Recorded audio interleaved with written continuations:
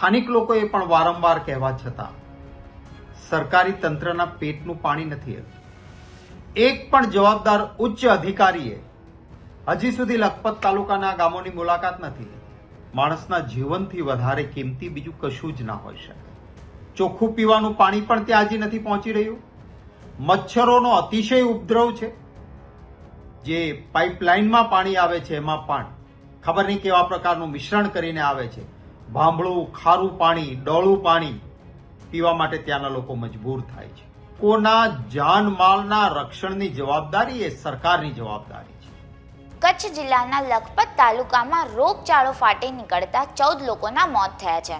ત્યારે ગુજરાત પ્રદેશ કોંગ્રેસ અધ્યક્ષ શક્તિસિંહ ગોહિલે આ મામલે કહ્યું કે સરકાર અને પ્રશાસનનું ધ્યાન દોરવા છતાં કોઈ ગંભીર પગલાં લેવામાં નથી આવ્યા.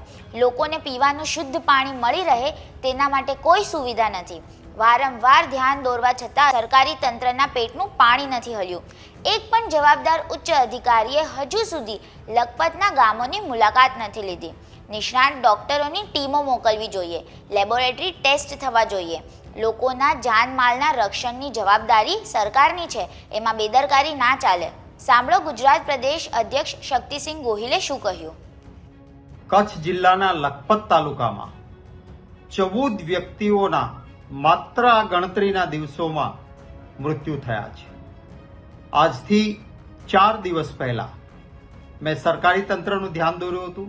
જ્યારે આ રોગની શરૂઆત થઈ હતી, લોકો હોસ્પિટલમાં જવા લાગ્યા હતા અને 2 મૃત્યુ થયા હતા કે તરત જ સરકારનું પણ ધ્યાન દોર્યું, જવાબદાર અધિકારીઓનું પણ ધ્યાન દોર્યું, પરંતુ કોઈ જ ગંભીરતા નહીં લેવાવાના કારણે આ ગણતરીના જ દિવસોમાં કચ્છ જિલ્લાના લખપત તાલુકાના બેખડા, સાંધ્રો, મોરનગર, મેડી, ભારાવાંઢ, વાલાવારી અને લાખાપાર ગામોમાંથી 14 વ્યક્તિઓના મૃત્યુ થયા છે. માણસના જીવનથી વધારે કિંમતી બીજું કશું જ ના હોઈ શકે.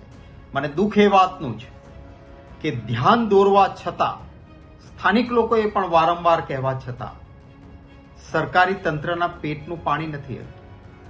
એક પણ જવાબદાર ઉચ્ચ અધિકારીએ હજી સુધી લખપત તાલુકાના ગામોની મુલાકાત નથી લીધી. ટીમો મોકલવી જોઈએ, બહારથી નિષ્ણાત ડોક્ટરોને મોકલવા જોઈએ, લેબોરેટરી ટેસ્ટ થવા જોઈએ અને માણસના મૃત્યુને અટકાવવા જોઈએ. ચોખ્ખું પીવાનું પાણી પણ ત્યાં હજી નથી પહોંચી રહ્યું. મચ્છરોનો અતિશય ઉપદ્રવ છે. જે પાઇપલાઇનમાં પાણી આવે છે એમાં પણ ખબર નહીં કેવા પ્રકારનું મિશ્રણ કરીને આવે છે. ભાંભળું, ખારું પાણી, ડોળું પાણી પીવા માટે ત્યાંના લોકો મજબૂર થાય છે. પ્રાથમિક આરોગ્ય કેન્દ્ર છે તો ત્યાં આગળ આયુષ ડોક્ટરો છે. એલોપેથીના નિષ્ણાત ડોક્ટરોની જગ્યાઓ ત્યાં ભરવામાં નથી આવતી. CHC છે તાલુકાનું, માત્ર 1 ડોક્ટર છે. ત્યારે હું ખાસ વિનંતી કરીશ કે લોકોના જાનમાલના રક્ષણની જવાબદારી એ સરકારની જવાબદારી છે. આ પ્રકારની લિફાફોફી ન ચાલે. માનનીય મુખ્યમંત્રીશ્રીને વિનંતી છે કે તાત્કાલિક સિનિયર અધિકારીઓને ત્યાં મોકલો, પરિસ્થિતિને કાબૂમાં લો. લોકોને તાવ આવે, શરદી ઉધરસ થાય અને થોડા જ કલાકોમાં તો ન્યુમોનિયા જેવી પરિસ્થિતિ થાય, શ્વાસ લેવાની તકલીફ થાય અને માણસના મલ્ટી ઓર્ગન ફેલિયર થાય છે. યુવાનોના મૃત્યુ થાય છે, નાના બાળકોના મૃત્યુ થાય છે. ત્યારે આમાં બેદરકારી ન ચાલે. હું ખાસ વિનંતી કરું છું કે લખપત તાલુકાના ગામોમાં તાત્કાલિક સિનિયર અધિકારીઓની ટીમ પહોંચે. આરોગ્ય વિભાગના નિષ્ણાત ડોક્ટરોની ટીમ, માત્ર 2-4 નર્સિંગ સ્ટાફ કે એકાદ ડોક્ટરને મોકલવાથી નહીં ચાલે.